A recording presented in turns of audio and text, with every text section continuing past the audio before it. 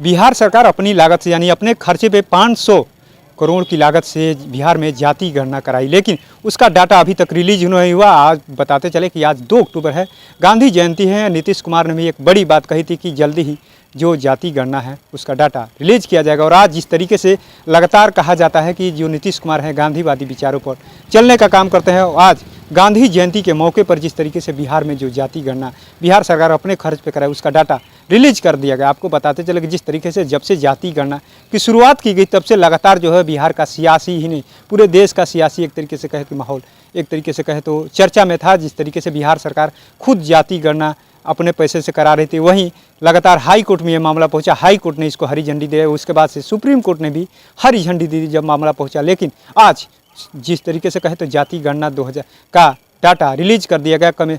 Development commissioner जो है विवेक कुमार सिंह ने आज डाटा को रिलीज किया। हम डाटा दिखाना चाहेंगे किस तरीके से ये जो डाटा है आज रिलीज कर दिया गया। अब से कुछ ही देर पहले प्रेस वार्ता करके उन्होंने डाटा को रिलीज किया है। क्या कुछ कह रहे प्रेस वार्ता में, पहले आपको सुनवाते हैं।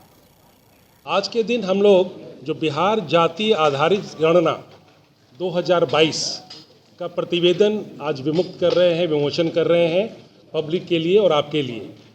आप जैसा अवगत हैं, बिहार विधानमंडल के द्वारा दिनांक 18 फरवरी 2019 को राज्य में जाति आधारित गणना कराने का प्रस्ताव पारित किया गया।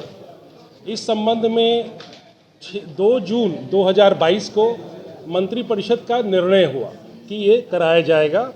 और कराए जाने का ये था कि विभिन्न जो सामाजिक आर्थिक जो पहलू हैं बिहार के, उसका एक गणना कराया जाए और उसके बाद हम लोग उसका पूरा रिपोर्ट तैयार करें। तो ये 2 स्टेजेस में होना था। पहला स्टेज था जिसमें जो मकान वाइज हम लोग हाउस लिस्टिंग कहते हैं, वो हाउस लिस्टिंग का फेज था, जो कि आपको प्रथम चरण में किया गया 7 जनवरी 2023 से लेकर के 21 जनवरी 2023 तक। इसमें मकान का नंबरीकरण किया गया और संक्षिप्त मकान सूची का निर्माण किया गया। उसके बाद द्वितीय चरण में राज्य के सभी व्यक्तियों की गणना का वास्तविक कार्य दिनांक 15 अप्रैल 2023 को प्रारंभ किया गया। और इसमें जिला स्तर के जो विभिन्न पदाधिकारी हैं, जो जिला पदाधिकारी हैं, अपर जिला दंडाधिकारी हैं, नगर आयुक्त हैं, प्रखंड विकास पदाधिकारी हैं, सभी को अलग अलग जिम्मेवारियां दी गई। और उसके बाद ये पूरे युद्ध स्तर पे ये कार्य संपन्न हुआ और 5 अगस्त 2023 को सारे आंकड़े निर्मित करके उसको मोबाइल ऐप के माध्यम से उसको संकलित किया गया। उसके बाद प्रविष्टियों की जांच के लिए आवश्यक होता है कि उसका रैंडम ट्रूथिंग किया जाए, उसको पुनः देखा जाए कि आंकड़े वास्तव में जो मिल रहे हैं वो सही हैं या उसमें कुछ त्रुटि।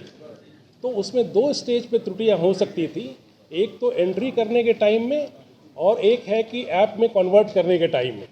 तो ये दोनों स्टेज की त्रुटियों को हम लोगों ने 5% जो डेटा है करीब 7 करोड़ 90 लाख प्रविष्टियों की जांच की गई।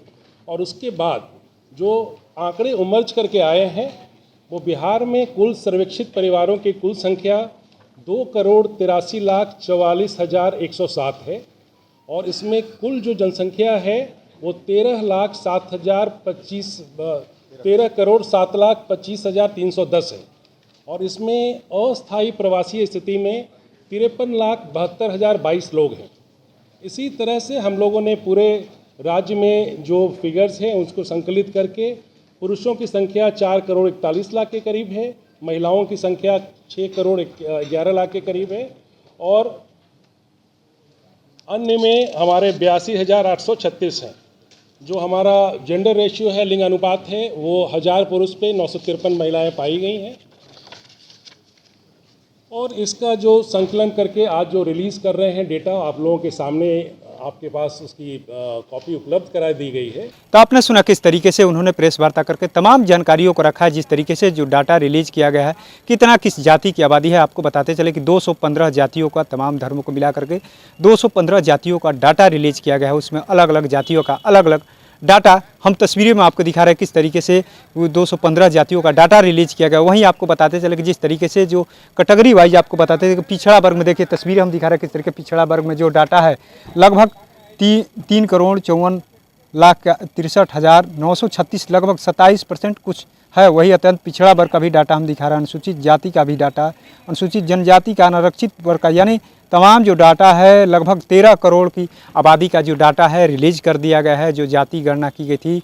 अब देखने वाली बात है कि जिस तरीके से आज गांधी जयंती है और गांधी जयंती के उपलक्ष्य में जिस तरीके से मुख्यमंत्री नीतीश कुमार के द्वारा एक बड़ी पहल की गई थी, अपने खर्च पे जाति गणना कराई गई थी बिहार में, और उसके बाद से तमाम जो अटकलें बीजेपी तो कह रही थी कि हम लोग साथ हैं, आखिर में ये रिलीज क्यों नहीं करते हैं जाति गणना। अब देखने वाली बात है कि 2024 नज़दीक है, इसके क्या सियासी मायने निकाले जाते हैं। लगातार एक तरफ कहा जा रहा था बीजेपी की तरफ कि ये लोग सिर्फ जाति उन्माद फैलाने का प्रयास कर रहे हैं, जातियों को गणना करा करके आखिर में रिलीज क्यों नहीं कर, लेकिन अब आज डाटा रिलीज हो गया है। अब आने वाले समय में इसका क्या रिएक्शन देखने को मिलता है। आखिर में 24 नज़दीक है तो जाहिर सी बात है कि राजनीति तो होगी ही, लेकिन अब कितना राजनीति में आगे बढ़ चढ़ के जिस तरीके से कहे तो इसका आगे चल करके लोगों को कितना इस जाति गणना से फ़ायदा मिलता है तो देखने वाले समय में पता चल ही जाएगा। लेकिन इतना तो तय है कि अब जाति गणना का डाटा रिलीज हो गया है। अब जाति गणना के बाद से, डाटा के बाद से अब राजनीतिक जो सियासी राजनीति है शुरू